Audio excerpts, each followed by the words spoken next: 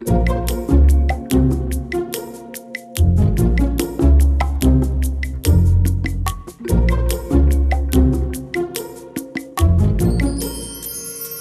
governor does not have a proactive role. He is a counselor. He can counsel the government. He can restrain the government. He can advise the government and all that. But he cannot go beyond that. He cannot enforce his own desires or decisions or whatever. He has to go by ultimately what the government decides. January 9, 2023 was a day when the State Assembly House of Tamil Nadu witnessed a high-pitched drama as the Governor of the state, Ravindra Narayan Ravi, walked out of the legislature in protest. This happens a week after the Governor proposed a new name for the state of Tamil Nadu. He didn't stop there. The Pongal invites from the office of Tamil Nadu's Governor did not include the state's official name. Why did the Governor walk out of the house? Were there any political reasons for the way the Tamil Nadu Governor has acted? Former Secretary General of the Lok Sabha, Mr. PDT Achary, will answer all the questions and explain the politics behind the tussle between the Governor and the government of Tamil Nadu.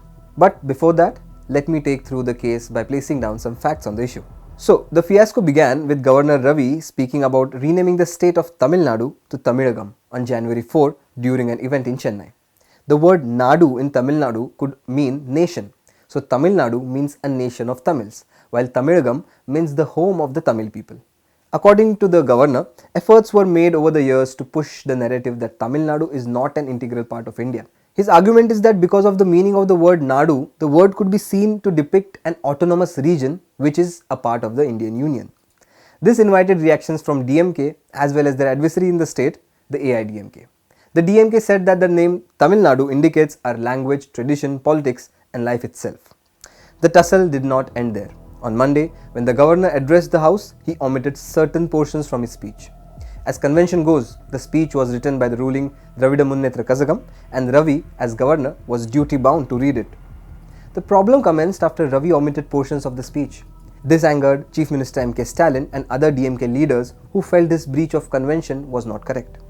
The governor omitted portions where the government was being praised for maintaining peace in the state, on the crackdown on the distribution and consumption of drugs, on the state managing the floods well, and also on the COVID management in the state of Tamil Nadu.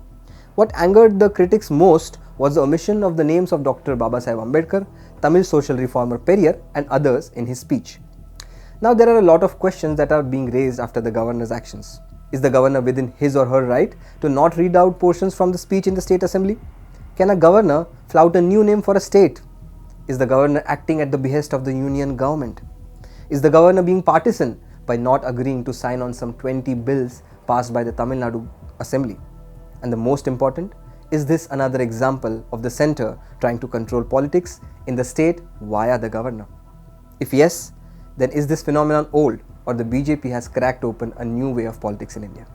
Let's find out in this special interview with the former Secretary General of the Lok Sabha, Mr. PDT Achary. Mr. Achary, along with being a seasoned bureaucrat, has also written on various issues concerning the state. He has written on sedition laws, on the functioning of the parliament, and also on the topic of the day, which is on the executive powers of the governor. Hello and welcome to the Wire, sir. First of all, I want to know the legality of the issue. Is the governor within his rights to omit the speech, or he cannot do that according to law? The practice has been that this address is prepared by the government. It contains the policies and programs of the government for the year, and therefore entirely a government document prepared by the elected government. The cabinet approves it, and after that it is given to the governor to read it in the house. Governor has no role in it. Governor has no right to change any part of this address. So he has to read it, whether he agrees with it personally or not. That is immaterial. That is constitutionally not important. It is a document which is prepared by the government. And the government wants to inform the members of the assembly about what the government's program and policies will be for the next year, or this year. And the governor is the authority who will address the members and inform them about this address. Inform them about the policies and programs of the government contained in the address. Therefore, the point is that the governor has no right to change any part of the address. Governor has no right to add anything to it. Governor has to merely read it. Secondly, sir, I want to know on the political significance of the governor saying the things that he's saying. Is he acting in a partisan way? And if yes, why is he saying this? No, I can't, in fact, make a guess about the reasons. Governor may have his own reasons, but the point is, the governor is not supposed to give such ideas or make such suggestions about the change of government, etc. That belongs to the elected government. It is the elected government's right to suggest a change in the name of the state and things like that. It is not for the governor to make a suggestion about it. So, in the past few months, I would say past few years rather, there has been an ongoing tussle between the governor of the state and the chief minister of the state.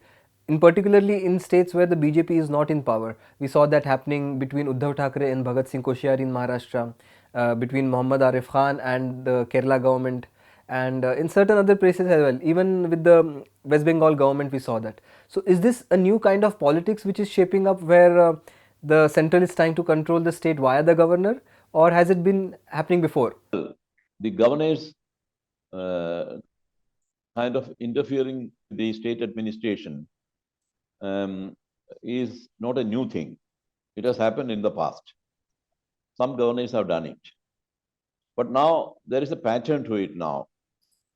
In the new situation, it seems governors are playing a proactive role in some of the states which are ruled by the opposition parties. So a pattern seems to be emerging about the behavior of the governor. And therefore, it needs to be seriously looked into. And governors do not have any executive power. The executive power of the state is vested in the elected government. And the governor can act only on the aid and advice of the Council of Ministers. He cannot act independently so far as the exercise of executive power is concerned. And this is the constitutional position. When this issue was discussed in the Constituent Assembly, it was made very clear that the governor does not have a proactive role.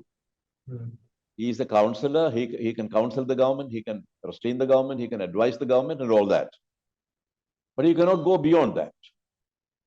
He cannot enforce his own desires or decisions or whatever. He has to go by ultimately what the government decides.